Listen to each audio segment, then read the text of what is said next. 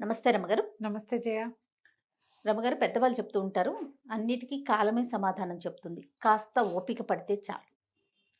కానీ ఈ కాలం సమాధానం చెప్తుంది అని చెప్పి కాలం కోసం వెయిట్ చేస్తున్నారా అంటే ఈ జనరేషన్ అయితే చెయ్యట్లేదనుకుంటా నేనైతే. హ్మ్. ఎందుకంటే ఆనందం వస్తే ఎగిరి గంతేసేస్తున్నారు. ఆ ఎగురు గూడా ఎంత పైకో, బాధొస్తే అంతే లోతుకి కూడా వెళ్ళిపోతున్నారు. అన్నిటిని సమానంగా ఈక్వల్‌గా తీసుకోలేకపోతున్నారు. కదా రమ్మగారు? కానీ నిజంగా కాలం సమాధానం చెప్తుందా? ఓపికగా ఉండటం అనేది ఎంతవరకు కరెక్ట్? ఎలాంటి విషయాల్లో ఉండాలంటారు? దేనికైనా ఓపికేనమ్మా. ఉండక ఏం చేస్తున్నాము మనం నాకర్థం కాదు.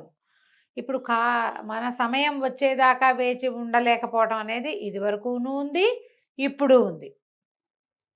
ఇప్పుడు మనం ఎక్స్‌ప్రెసివ్‌గా ఇవి చెప్పుకోవడానికి మనకి మాధ్యమాలు చాలా దొరికినాయి. నాకలా ఉంది, నాకిలా ఉందని చెప్పేసుకుంటున్నాం మనం. హ్మ్. ఎక్కువ మంది ఎక్స్‌ప్రెషన్స్‌లో ఉండారు కదా జయ. అవును. ప్రతిదీ ఇంట్లో వాళ్ళతోటి పంచుకోపోయినా పబ్లిక్ మన దగ్గరున్న 15,00,000 మంది ఫాలోవర్స్‌తో పంచుకోవటం మొదలుపెట్టాం మనం. కదా! ఇప్పుడు అది ఎవరైనా ఎప్పుడైనా ఆగాల్సింది. పరీక్ష రాసాము. రిజల్ట్ కోసం ఆగాలా? వద్దా? ఖచ్చితంగా ఆగాలి. ఈ రిజల్ట్ కూడా వచ్చింది. తర్వాత మళ్ళా కౌన్సెలింగ్ కోసం ఆగాలా? వద్దా? ఆగాలి. ఫస్ట్, సెకండ్, థర్డ్ కౌన్సెలింగ్‌ల కోసం ఆగాల్సింది. నాకు కాదు నేను ఒప్పుకోనంటే ఏమిటవుతుందక్కడ? ఏం అవ్వదుగా? ఏమీ అవ్వదు.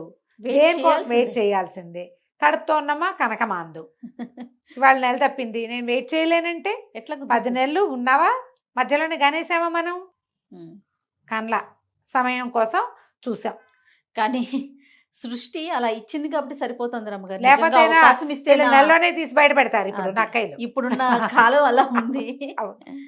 ఏదైనా స్పీడ్‌గా కావాలి. సక్సెస్ స్పీడ్‌గా కావాలి అని కోరుకుంటాను జయ. సక్సెస్ అని కోరుకునేది 10 ఏళ్ల వాడో, 14 ఏళ్ల వాడో, 20 ఏళ్ల వాడో కాదు. ఇంకొంచెం పెద్దవాళ్ళు గదా! అవును. వీడు ఇక్కడికి రావడానికి ఓ 20, 22 సంవత్సరాలో రోజులు దొర్లాయా లేదా? అంతే కదా! పగలు రాత్రి చొప్పున అవుతూ ఉండాలి. హ్మ్. మధ్యలో నువ్వు ఎత్తులు, పల్లాలు, గుంటలు, మిట్టలు ఎన్నో చూస్తావు. హ్మ్. ఆ సమయం వచ్చాక ఎప్పుడు అవ్వాల్సింది అప్పుడు ఖచ్చితంగా ఆటోమేటిక్‌గా అవుతుంది. అయిపోతుంది. నువ్వు హైరాణ పడ్డం వల్ల జరిగేదేం లేదు.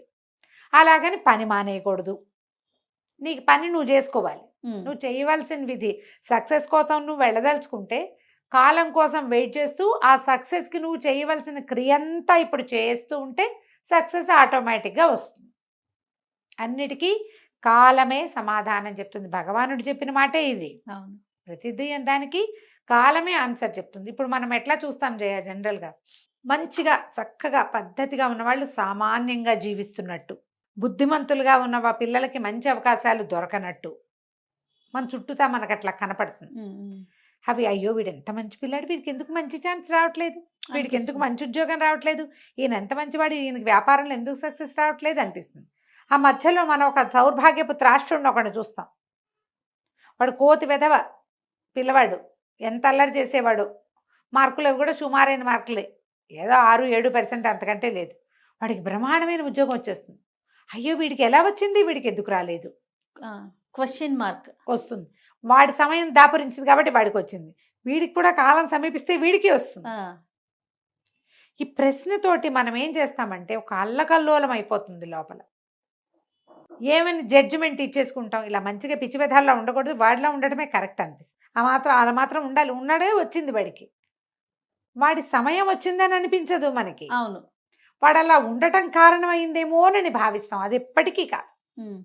చాలా మంది మాట్లాడినప్పుడు నాతోటి ఒక ప్రశ్న ఎప్పుడు సంధిస్తుంటారు. ఎక్కువ మాట్లాడితే. నేను ఇంత బుద్ధిగా, పద్ధతిగా ఉంటాను. ఎందుకు నన్నందరూ అపార్థం చేసుకుంటారు? హ్మ్. నేను మంచిగా ఉంటా. అసలు ఇతరులు మేలు కోరతాను నేనెప్పుడు. నిద్రలో కూడా వేరొకరి చెడు కోరను నేను. ఎంత కోపం వచ్చినా మాట తోలను. అయినా కూడా అవతల వాళ్ళు నన్ను అపార్థం చేసుకుంటారండి. అదేంటో. అంటారు. ఇప్పుడు మా వదిన, అదే వాళ్ళ వదిన ఎవరో వాళ్ళ అక్కయ్య. మహా ధూర్తురాలు. ఎంత మాట పడితే అంత మాట అంటుంది. ఆవిడనెవరు ఏమనరు. అంటారేమో నీకు వినపడదది. ఆవిడని అంటారు. మేము ఎందుకు నన్ను వీళ్ళు అర్థం చేసుకోవట్లేదు అనిపిస్తుంది. దానికి కూడా కాలమే సమాధానం చెప్తుందమ్మా. నువ్వు మాత్రం మంచిగానే ఉండాలి. పాయింట్ అర్థమవుతుంది ఆ! కదా! యెస్. యెస్. నువ్వు దానికోసం నీ కాలం వచ్చేదాకా నువ్వు పని చేయాలి. ఏ స్థితప్రజ్ఞత, మంచితనము, పద్ధతిలో నువ్వు ఉన్నావో దాన్ని కంటిన్యూ చేయాలి. నీ కాలం వచ్చినప్పుడు నీకు గుర్తింపు లభిస్తుంది. చూడు చెట్లు. ఆకులన్నీ షెడ్డపై 3 మొహాలు వేసుకుని నుంచుని ఉంటాయి ఓ కాలంలో, ఆకురాలు కాలం. అంతేగా. తర్వాత ఎట్లా వస్తుంది జయ చిగురు వాటికి? ఇది పచ్చగా. పచ్చగా అసలు చెట్టంతా విరబూసేసి పిచ్చిగా ఆకులు వచ్చేస్తాయి, తర్వాత పూత వచ్చేస్తుంది, కాపు వచ్చేస్తుంది. బాదం చెట్లు అవి ఆకురాలు కాలంలో చూస్తే భయం వేస్తుంది, ఏమిటో ఇదంతా ఇలా అయిపోయింది అనిపిస్తుంది. తర్వాత వస్తుంది దానికి ఎంత బ్యూటిఫుల్ గ్రీన్ కలర్ వస్తుంది జయ. అసలు ఆ బాదం ఆకు ఆకుపచ్చ అంటే మహా పిచ్చి నాకు, భలే అందంగా ఉంటుంది.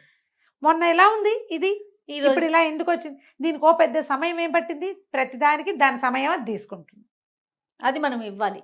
అంతేగా. అది మనం ఇవ్వాలి కదా. ఇప్పుడు చెట్లు సహజంగా సీజనల్గా తిరుగుతూ ఉంటాయి, సైకిల్ చక్రం లాగా చక్రం తిరుగుతూ ఉంటుంది. అవును. చక్రానికి 4 గుర్తులు పెట్టామనుకో, ఎరుపు, పసుపు, ఆకుపచ్చ, నలుపు పెట్టామా. ఒక్కసారి ఎరుపు పైకి వస్తే రెండోసారి ఆకుపచ్చ వస్తుంది, ఆకుపచ్చ పైకి వచ్చినప్పుడు ఎరుపు కిందకి పోతుంది. అవును. దాని తర్వాత ఉన్న నీలము పసుపు కూడా పోయాక మళ్ళీ ఎరుపు వస్తుంది పైకి, దాని టైం వస్తుంది, చక్రం తిరగాలి కదా. ఆ చక్ర భ్రమణానికి సమయం ప్రతి వాళ్ళు ఇవ్వాల్సిందేనమ్మా.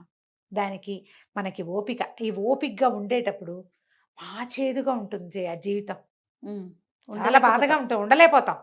ఓర్పు మహా బాధిస్తుంది. సహజంగా ఓర్పుగా ఉండేవాళ్ళు ఉంటారు, ఏదైనా సరే భరించుకుంటూ ఉంటారు. అలా కాకుండా ఓర్పుగా ఉండవలసిన అవసరం వచ్చిన వాళ్ళంతా కూడా చేదు మింగుతున్నట్టే ఉంటుంది వాళ్ళ పరిస్థితి. ఇదే చేదు మన సమయం వచ్చాక అత్యంత తీపిగా మారిపోతుంది. మనకు కావాల్సింది ఇవాళ కాకపోతే రేపు, రేపు కాకపోతే ఎల్లుండి. ఒక సామెత చెప్తారు, విధినాడు కనపడిన చంద్రుడు తదినాడు తనంతట తనే కనిపిస్తాడు.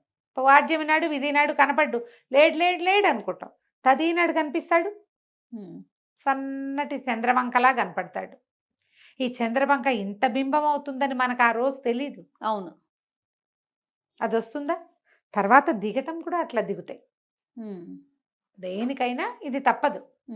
మనం కూడా వ్యాపారాల్లోనో జీవితాల్లోనో మన తరకి ఉన్నత స్థితికి వెళ్ళటంలోనో మెట్టు మెట్టు మెట్టు మెట్టు ఎక్కాలి. ఓసారి దభేలు మనం పైకి వెళ్ళిపోయామనుకో, అదే దభేలు కింద కూడా వస్తాం గ్యారంటీగా. ఆ అవకాశం ఎప్పుడూ ఉంటుంది. అవకాశం రాకుండా నువ్వు ఎంత జాగ్రత్త పడతావు అనేది అది నీ ఓపిక, నీ సత్తా అదంతా. కానీ ఓర్చుకున్న మనకి వేడన్నం అంటారు, ఎంత ఓర్చుకుంటే అంత బాగుంటుంది. కాలం ప్రతిదానికి ఖచ్చితంగా సమాధానం ఇస్తుంది. మీరు మన చుట్టుపక్కల, మన ప్రపంచంలో, మన స్నేహితుల్లో, లేదా మన సెలబ్రిటీస్ జీవితాల్లో ఒకసారి నిదానంగా పరకాయించి చూస్తే అవన్నీ కూడా కాలంతో సక్సెస్ అందుకున్నవి చాలా కనపడతాయి. అవునండి. కాలంతో పాటు ముందుకెళ్ళి జీవిత గమనం మార్చుకున్న వాళ్ళు మనకు కనిపిస్తారు. సడన్గా ఇవాళకి వాళ్ళు అనుకోగానే రేపు స్టార్ అయిపోయిన వాళ్ళని చూడకండి, అది మీకు ఆశాభంగాన్ని కలిగిస్తుంది. బాధగా ఉంటుంది, వాడికి వచ్చింది నాకు రాలేదని. క్రమంగా అది ప్రెజడీస్గా మారిపోతుంది, మీ తత్వం మారిపోతుంది. ఆశావహ దృక్పథం పోయి మంటగా, అయిష్టంగా, ఇతరులను చూసి ఓర్చుకోలేనట్టుగా, ప్రపంచం పట్ల ద్వేషంగా అలా మారుతుంది. అది మారకూడదు. మనం అట్లా మారద్దు. మారకుండా ఉండాలంటే ఒక్కొక్క అడుగు పైకెక్కుతూ స్థాయిలోకి చేరిన వ్యక్తుల జీవితాలని పరిశీలించండి. వాళ్ళు ఎంత కష్టపడ్డారో, ఎంత డౌన్ టు ఎర్త్ ఉన్నారో, ఎంత సమయం కోసం వేచి ఉన్నారో, వాళ్ళు అది ఎక్కడానికి ఎంత సమయం తీసుకున్నారో, ఎట్లా కాలం వాళ్ళకి సమాధానం చెప్పిందో గమనిస్తే మనకు కూడా సమాధానం వస్తుందని తెలిసిపోతుంది. ఖచ్చితంగా అండి. ఇది ప్రతి వాళ్ళని మనం గమనించుకోవాలి. ఒక్క సక్సెస్ వచ్చిన ఒక్క స్టార్ని చూసి మిగిలిన వాళ్ళు కనుక నిరుత్సాహపడ్డారా, మీకు నిరుత్సాహమే ఉంటుంది. ఉత్సాహంగా ఉండటం ఎలా అనేది ఇంకో వీడియో చేద్దాం తప్పకుండా రమ్య. నమస్తే అండి. నమస్తే.